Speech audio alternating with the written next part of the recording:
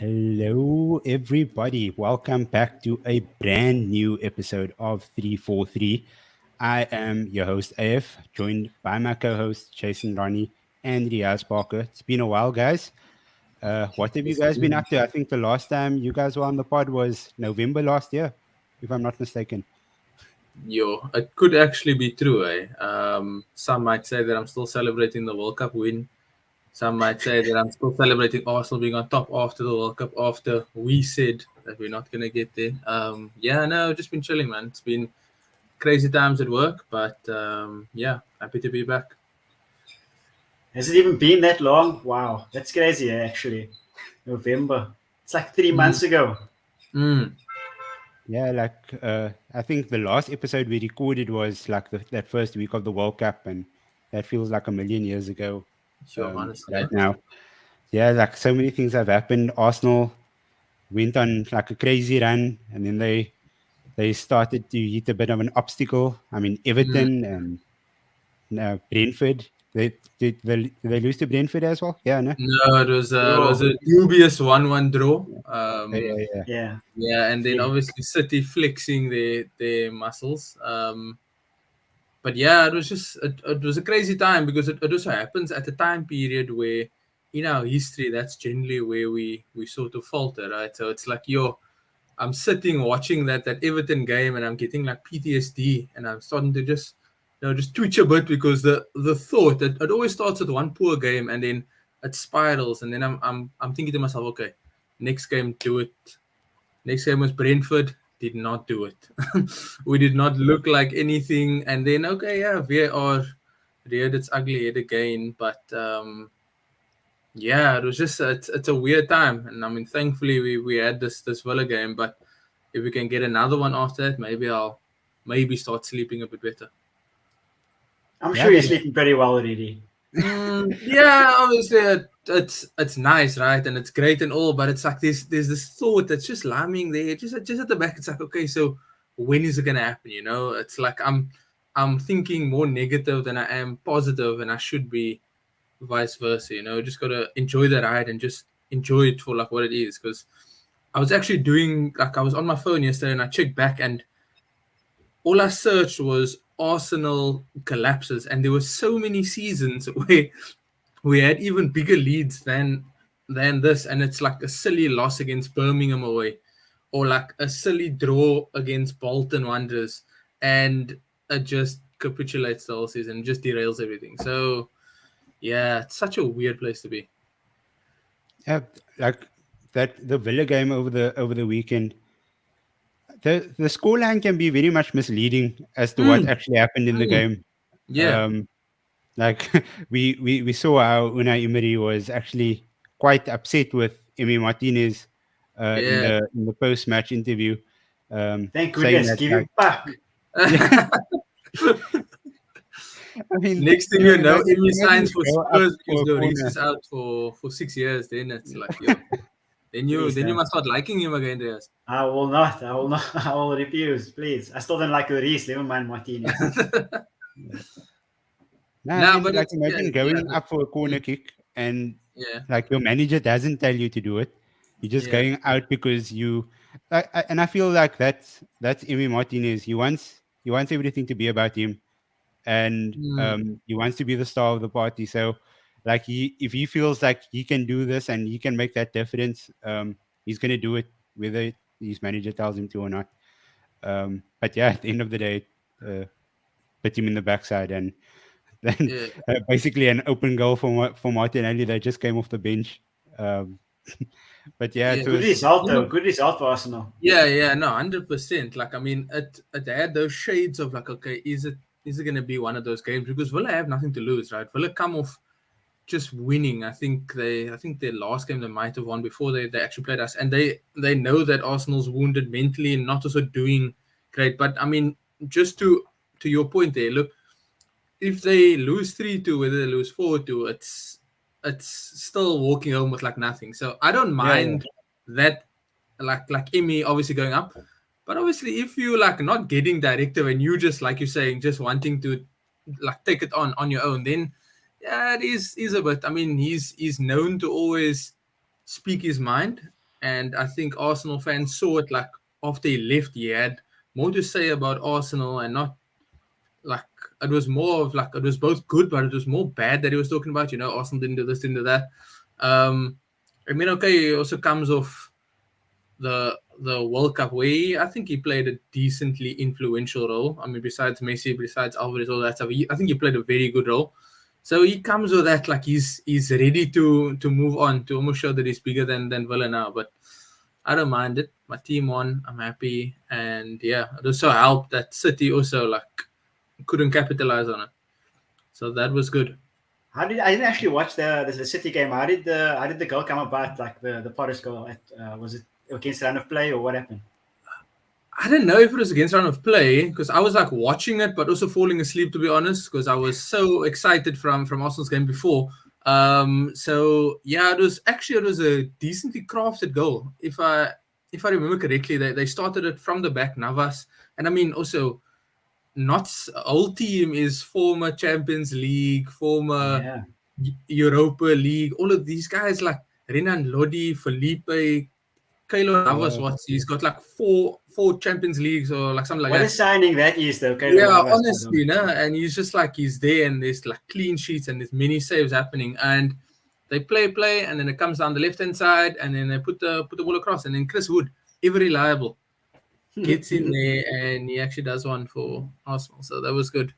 Yeah, that was like a proper tap in, eh? Proper Mm, number 9 poacher. mm. Like the Just dude was just literally being waiting there, there. that's all it is. Yeah, the fact that he just appeared out of nowhere. Who was it that was supposed to be tracking him?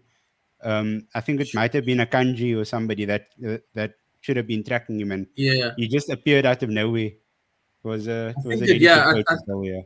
I think he was just on a Kanji's shoulder, but obviously Walker sees him. But there's somebody on Walker's shoulder, Yeah. if I'm remember it correctly. So it's obviously he's caught in like 2 months. Does he go to Wood because he put the ball over his head? Then there's like somebody at the back post. But yeah, I think even in the Arsenal City game, I mean teams have shown that City are beatable, right? But it's just there's always that sort of like a doubtfulness that teams would have because City can literally do 4 or 5 passes and they can be from Edison, or Edison can go one long pass and All they, the they way. can be in your half. So it's like if you are gonna push them and you are gonna actually go for them, you have to fully commit to it and also be prepared to not make any errors. And yeah, that's the thing. And then also obviously it doesn't hurt you when like Navas has one of his best games. He's like saving everything. Like any flick on any shot, and yeah, it worked out nicely. But it's also it just shows that on any day, any team can turn up and just really show you like that they're there to play, and that's why I think Prem is so good. Yeah, no, definitely. I fully agree. I always like I've said that it's the best league in the world, and like I mean the fact that like somebody in position 20 can end up beating somebody in the top half of the table. Didn't actually say top 4 because I was actually meaning the result against Chelsea over the Mm. weekend, which they are just in the top half of the table, and Yeah. they might even fall down lower. Yeah, what is happening over there? Like, I have no words to explain. I mean, they have literally a star in every single position. Mm. Graham Potter remains manager. I don't know. I'm speechless, to be honest. It's so weird because like it's similar, not the same, but similar to I would say the Spurs situation, but different in the fact that they are obviously more in the beginning phase of their rebuild, I would say. Mm. But it doesn't make sense as to as like because like you say, they have all these amazing players in all these positions, but they can't bag a result. So Mm. how does that make any sense? Is it is it Potter? It can't be Potter. Potter's proven that he's been a good man. Everybody speaks good about him. Everybody thinks that he has so much potential. So where are they going wrong? Like what's the situation there? Like I But don't understand. it could also be the fact that Graham Potter's never managed a team with this many egos. Like, I Mm. mean, these are all world class players that believe they should be in every single starting 11. Yeah. He's never been in that situation before, and now he finds himself to have basically two full teams of star players. I mean, the starting 11 is good. His bench is good. He has so many injured players that are world class as well. I Mm. saw Kante resume training today. Yeah. So I mean, he has so many good players at his disposal, and he's never been in this boat before. Mm. So I feel like it was the same. It was a similar position as to what David Moyes was when he left Everton to come to United, and Yeah. like that jump, it's so big because you're basically managing, with all due respect to Brighton and to Everton, a mid-table team, Mm. and you come to this top four team that's won the Premier League before. Uh, it's like it's not always going to work out the way you think it could. Jason, I don't know. Do you want to Yeah. share any light on that? It's crazy because when it was confirmed, people were like talking about how players move from small clubs to big clubs, and it's like massive, right? But as a manager, his history, it's been like, I think he had managed Ghana, then he managed a ladies team, then he managed a team in Sweden, then he was at Brighton, and then like, I mean, there might have been a few gigs along the way, but actually to go to Chelsea where the expectations are so much different, like you had said. So it's like where we first compete to just keep that Premier League status and maybe take a scalp here, there. You're now having a team that fired their most recent coach who won them the Champions League not even a season or two ago, and you look at the history and all that stuff, and you actually say like, okay, if I don't get good results, it means that they are going to chop me. And okay, to his credit now, Chelsea haven't done anything of that sort, and they sort of, it seems like they want to stick, but I think there's a lot of rot that's in that club, and it just needs to actually be removed. So it's, be it players with your egos that you had mentioned, and just getting the right sort of guys in there in like a management level. Um, I think Ten Hag's doing a good job as well, because I think when he had taken over, Man United also had quite a bit of dysfunction in it, right? And he seems to have steadied the ship. Arteta the same. He had a lot that he had to come into, and he had to do, and he had to get rid. And it's not going to be easy, but it's just because they're so willing to splash. You're almost thinking that because you spend money, that just guarantees success, and I don't think that's the case. And I think it's showing at a club where they have these expectations. You can't just put money over it to almost plaster all of the internal issues. And I think that's what they like actually struggling with.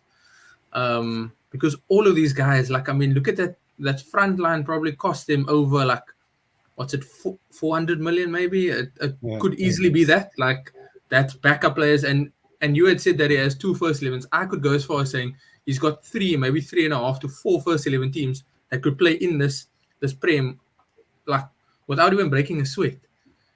And then that's not to talk about the 60 players that I have on loan and the 12 good youngsters coming through and stuff like that. So it's just like, it's crazy, man. I'd hate to actually be in his shoes where he has to deal with this every day. And yeah, I actually wonder whether, like, those players that you mentioned that they bought for so much money, Mm. was it his decision to want to bring them in, or was it now someone else's Yeah. decision to bring them in? Because that Yeah. also plays a massive role in like how he or they play for him, or how he sets Yeah. up the team specifically.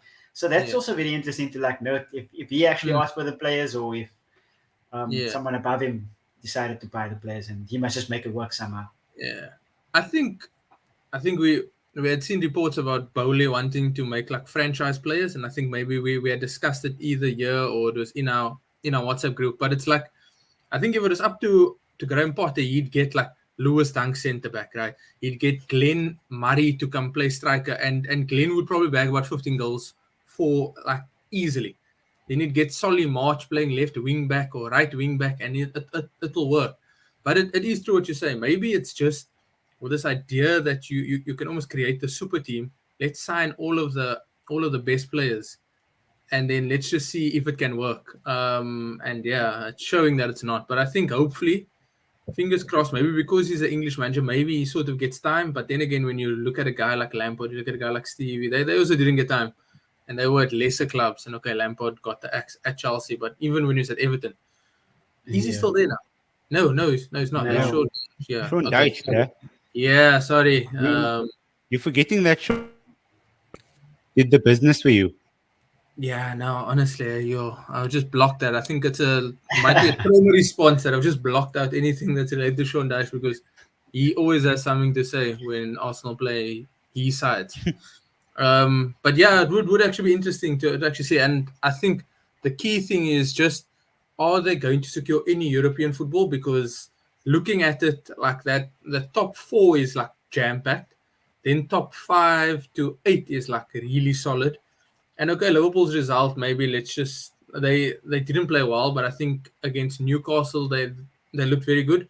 If they pick up a good run of fixtures and pick up some good results, excluding maybe Real Madrid and stuff like that, I think they could possibly push for 5 or 4 even if they really, Fourth. because the actual consistency there. I mean, Newcastle dropping points, Spurs also, up and down.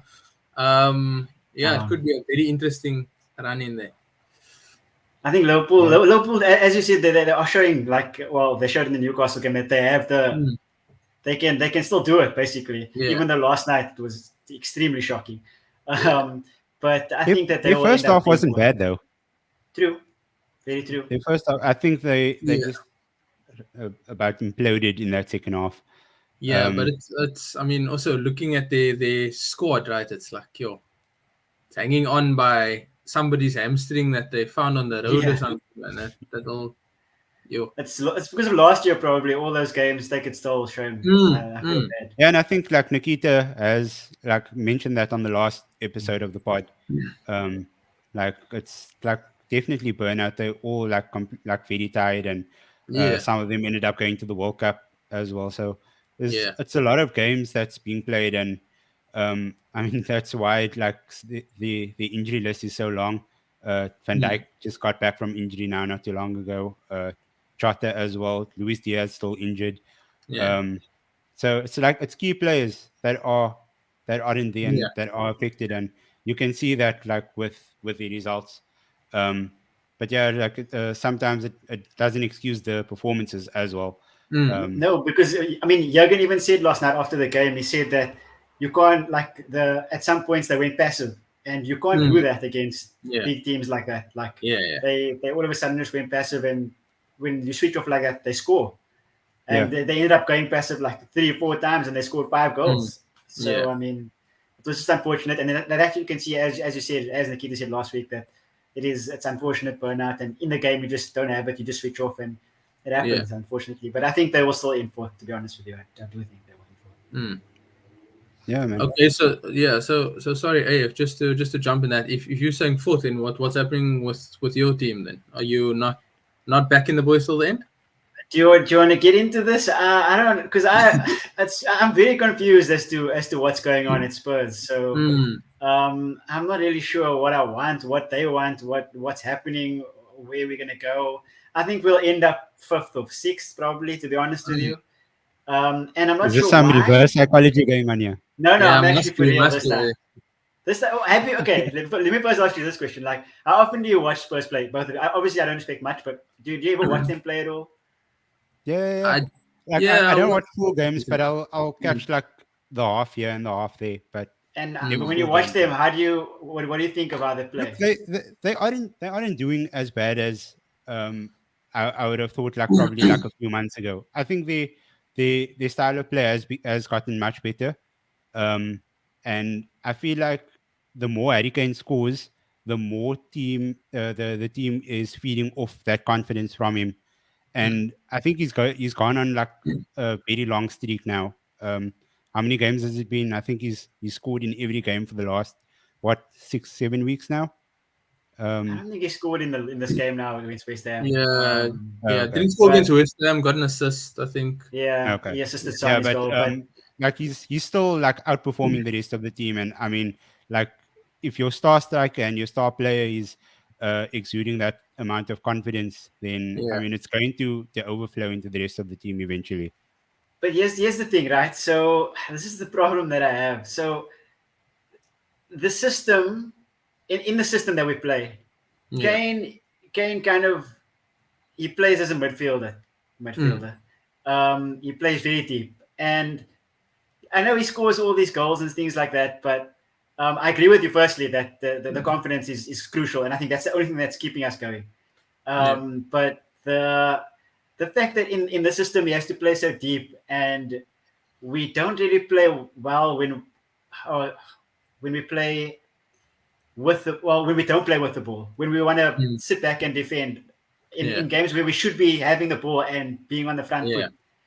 And that kind of causes a problem, because that's why we lose or draw all these games against the lesser teams, I suppose, and we end up beating City 1-0 somehow, because they allow spaces and we exploit it through Harry, who's on the center spot. But I don't understand, because we should technically, with Antonio Conte being there, he came to win stuff. I'm inverted commas all the time, but he came to win stuff. Rather just keep it up like this, man. Just talk like that.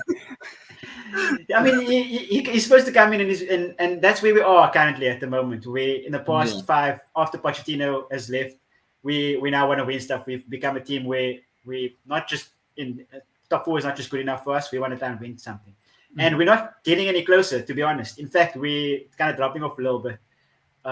So where's the balance that comes in between Kane being a star striker, scoring all our goals, and the system that we're playing that just doesn't seem to work? I don't really get the disjointedness there, which is a bit of a problem. But yeah, that's tough. So, are you backing your boys to be 4th? No, I'm not.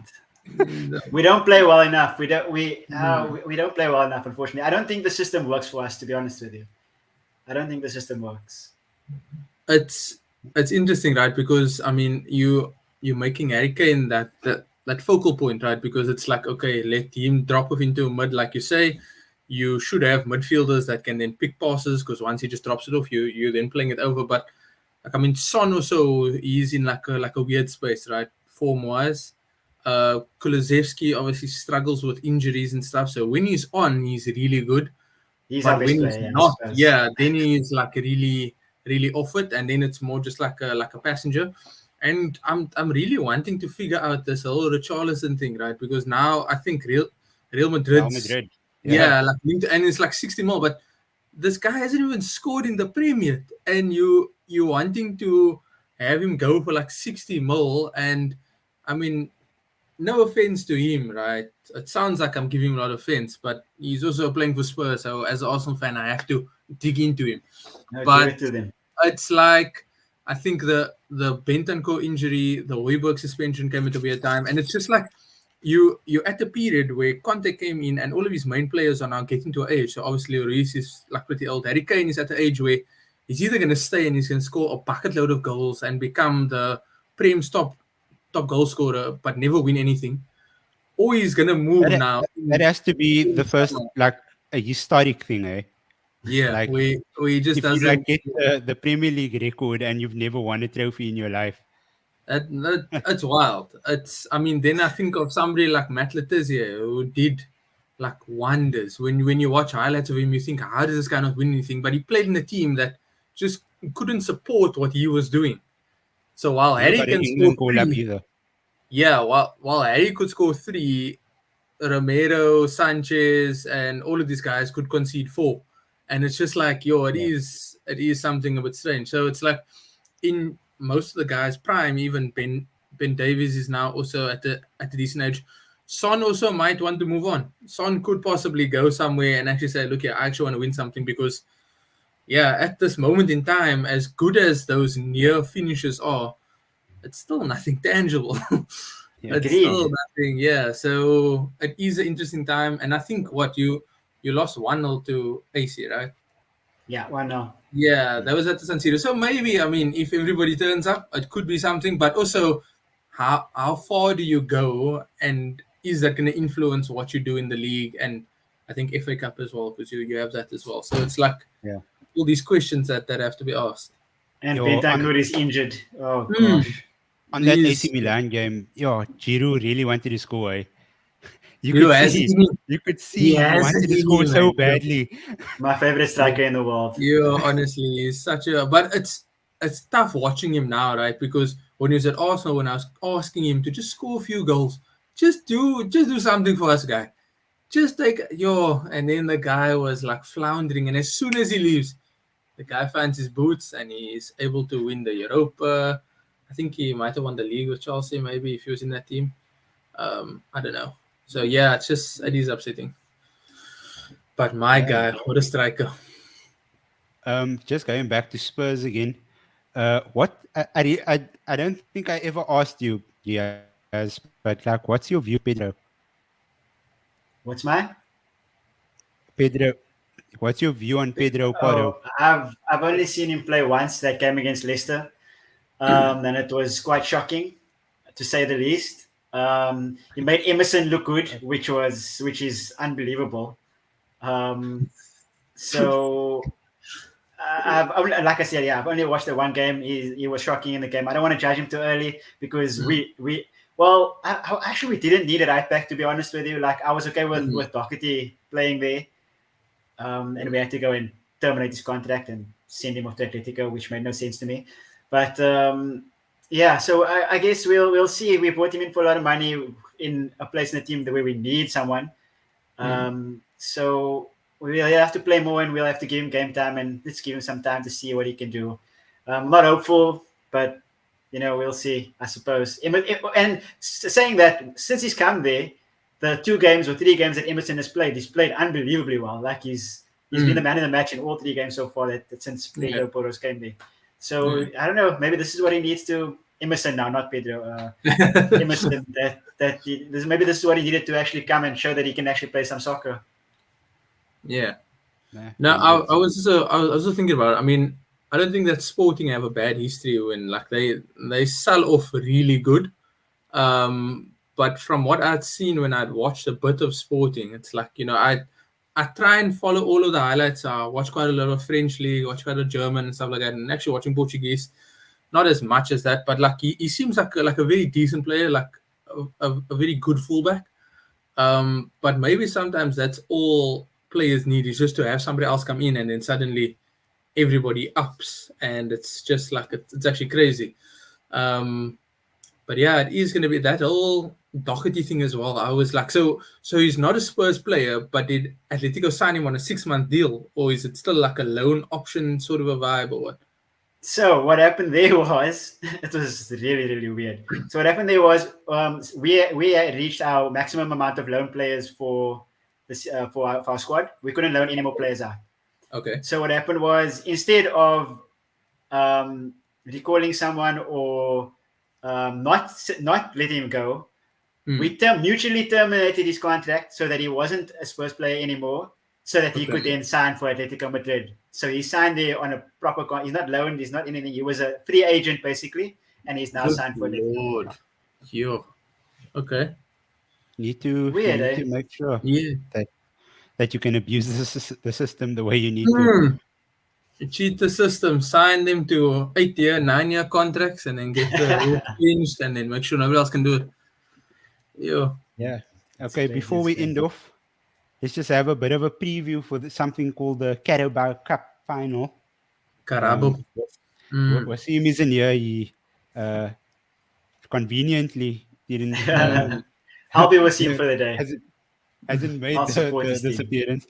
Yeah, so I don't know if it's the fact that Nick Pope can't stand keeper, or who's that? Martin Dubravka is cup tied. Erik ten Hag always tends to lead, eh? What a guy. President ten Hag. Yeah. But yeah, like where do you guys see this game being won and lost? Sure, it's an interesting one. I think firstly, Wasim is probably doing goalkeeper training now because he's volunteered himself. That's 100%. That's 100% the thing. I think Bruno's back, right? Bruno Guimaraes, he's back in the midfield again. His suspension's done. Casemiro suspension. I think it's definitely there. I think that midfield battle with Longstaff, Warlock, and Bruno, I think that's going to be so key against Casemiro. Who's it going to be? Is it going to be Fred? Probably Sabitzer and Fred. Sabitzer and Fred, yeah. I think that's probably going to, that's where it's won and lost, because from that, you then give each team's front three freedom, So whether it's Isak or Wilson, Almiron, Saint Max, or even Jolington, and then you're looking at Rashford, inform Rashford. Who's the other guys here? I think it's probably Garnacho and then Bruno, right? Maybe potentially probably the best. And I What about see. Big Horst, Oh The yeah, Vic best. Horst must also be in the there. star Okay, so number 10? yeah, so then Rashford maybe goes like a inverted left forward to play through the middle. Vego's behind him, Bruno on the right. I think having a good front foot in that midfield battle gives those front three options. So yeah, I think every time we say it, but I think it's also going to be key whether Luke Shaw plays left back or whether he plays centre back. Because at this moment in time, I see Ten Hag chopping and changing. Maybe goes Martinez, Lindelof, then he goes who is Leicester centre backs or so not Leicester. Who was it? Maguire played against somebody now recently. Was it someone in the league? But yeah, Maguire did really well. Leeds. Yeah, Leeds. it was against Leeds. Maguire and then it was Varane or whether it's Varane Martinez. So yeah, I think it will be interesting. I think because it's a final, I think it will be Varane Martinez. And then Shaw I think it left back, was but then, Varane on the bench over the weekend, and that's maybe because Erik ten Hag wanted Varane to be fresh for Barcelona yeah. on Thursday night. Plus, it's also So it's a quick turnaround time, right? So it's Thursday to yeah, Sunday. So obviously, Varane can rather play 2 games then than 60 exactly. full day and then still be asked to. Okay, yeah, that makes sense. Makes sense. But Yeah, yeah, but okay. So I then mean, that fourth spot in that backline. Sorry, just while we're on that, is it yeah, Wan-Bissaka or is it Dalot? yeah. Like, see, that's the thing. Like, I would actually go with Wan-Bissaka because Saint Maximin. I mean, that guy's feet are so quick, Mm, and mm, like as much as I liked a lot, I like the way he goes forward, and his defensive qualities have improved as well mm, a lot over the past year or two. Um, but I just feel like it's a cup final. Uh, Wan-Bissaka's defensive abilities and last ditch tackling can be extremely vital mm. in a scenario like that. Um, so I'm going with Wan-Bissaka as my right back. Um, it's interesting that you mentioned Luke Shaw possibly playing centre back because I liked how Malasia has been moving infield every time he goes up the field. He moves in like using that inverted fullback style quite well, Yeah, yeah. and it basically gives us an extra midfielder to Mm, feed forward. So yeah, I like that he did that, but I mean it's a League Cup final. I don't think Ten Hag is going to leave anything to chance. I yeah. think it will be Luke Shaw at left back. Okay. But yeah, the rest of the team, it's going to be the way you called it. And Mm. yeah, I'm hoping for the best. Riyaz, anything from your side? I want to know how you feel about the two new people, Begos and Sabitzer. How do you feel like they've integrated into the team? And do you think that they have shown like good enough qualities to be starting every week? So Sabitzer, I like him a lot. He shows a lot of fight. The guy goes into tackles extremely hard, and I love that. Mm. He should have been sent off against Leicester though. That Yeah. tackle on what's the Vote. guy's name? Vote Vote. Feist. Yeah, vote first. Yeah. Yeah, that tackle on him was extremely bad. That I don't know, is VAR just there for fun these days? Yeah, they don't make any sense. Mm. I'm not quite sure because on replay that tackle was very bad. I mean, that could have easily on another day broken the guy's leg and he would have been out for probably a year or so. Mm. Um, but yeah, like I like his fight. I like that he goes hard into tackles. He gives that midfielder extra bit of steel that they needed. Mm. Um, Vegas as a number 9, I'm not convinced as at all. But the Mm. moment he drops back into that 10 position, he helps Rashford, Sancho, Garnacho, whoever is Mm. running through next to him, even Bruno, the ability to move forward and play that ball into the box as well and to Yeah. overlap, getting behind defenders. So he plays that like very well. I really don't mind the fact that he scored only one goal so far because if he keeps on doing that, it's helping the team more than anything else, and it shows what type of team player that he is. So that's just my views on the two of them. I like how they've blended well into the team. It shows that everybody gets along quite well.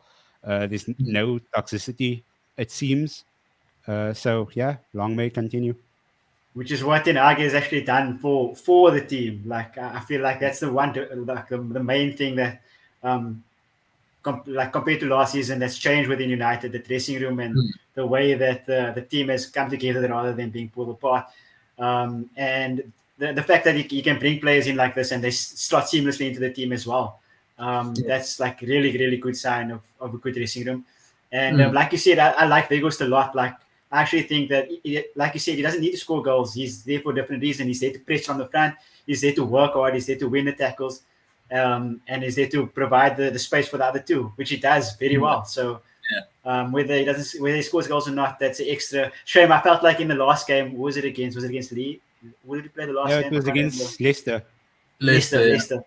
They just start teeing him up left, right, and center. Everybody's looking up. Where's Vegas? Okay, you see him playing the dribble. Ball. Play this one. It wasn't working for him, eh?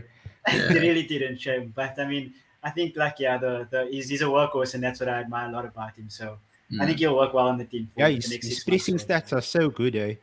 Like I was actually surprised that his pressing has been so good, and like it's credit to him and credit to Ten Hag for basically identifying him as I wouldn't say it as a stopgap, but he is actually a stopgap because I'm not quite sure he stays at United past the end of the season. Keep him, man. You don't need Harry Kane. Keep him, rather. Yeah, also, I mean that's also Riyaz begging Harry Kane to obviously not leave. But yeah, it's a testament to what Ten Hag's done in that he's brought in guys that fit into the system and not bringing in negative attitudes. Now, obviously, we don't know what happened with Ronaldo, and everybody spoke so both good and bad of him. But yeah, bringing somebody in, and as a forward, it's hard sometimes not to score, right?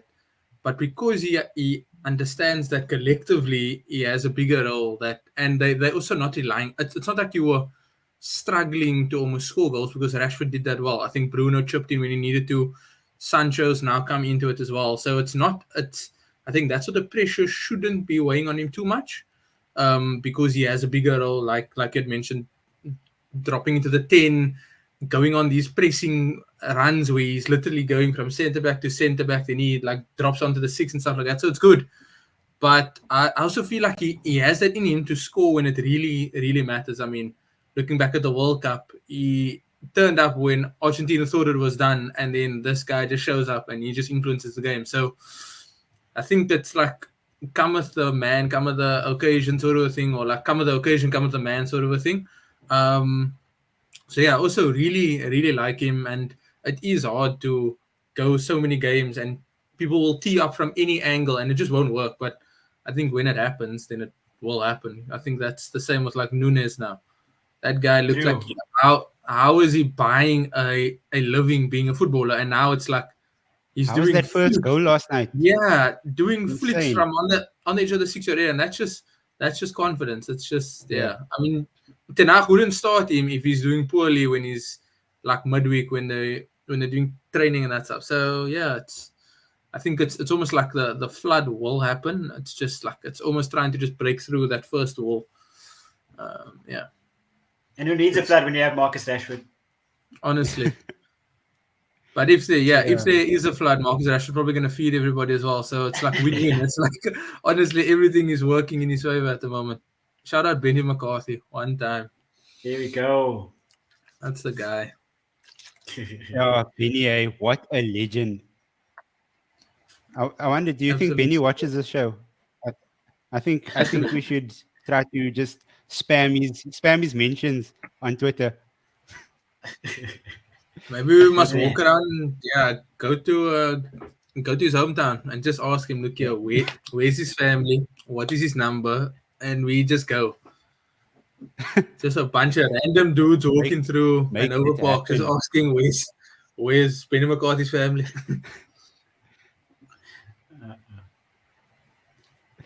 Okay.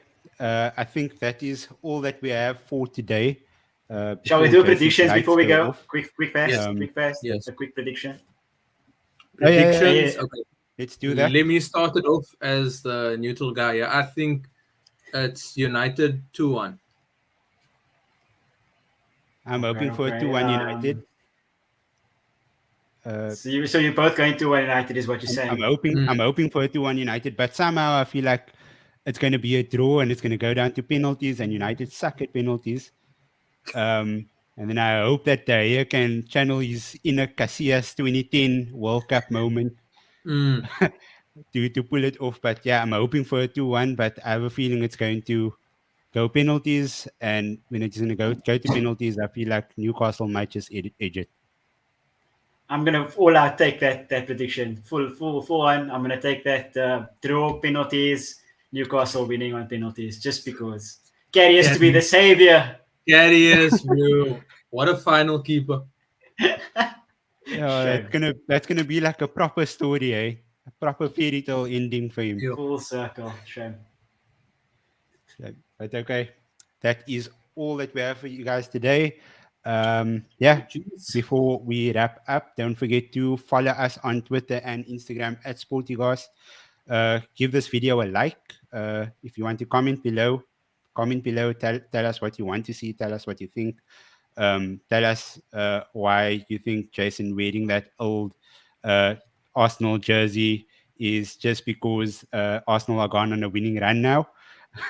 One game, guys. One game. I was wearing this when we were losing to Crystal Palace at home and Southampton at home, and but yeah. How Okay, long ago was this? This was Unai Emery's first, bro. It could have even been last season. Could have been because there's so many seasons where we lost to all those teams at home. So yeah. Cool, man. Guys, thank you so much for joining me again. Amazing co-hosts as always. Any final words from the two of you before I wrap up?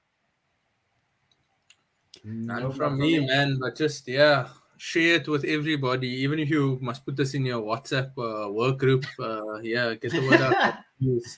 All the subscribers. Thanks. Jason said it, so you guys have to do it now. Yeah. Thanks, guys. Thanks, guys, for joining us. I'm 3FOUR3. Catch you guys in a bit.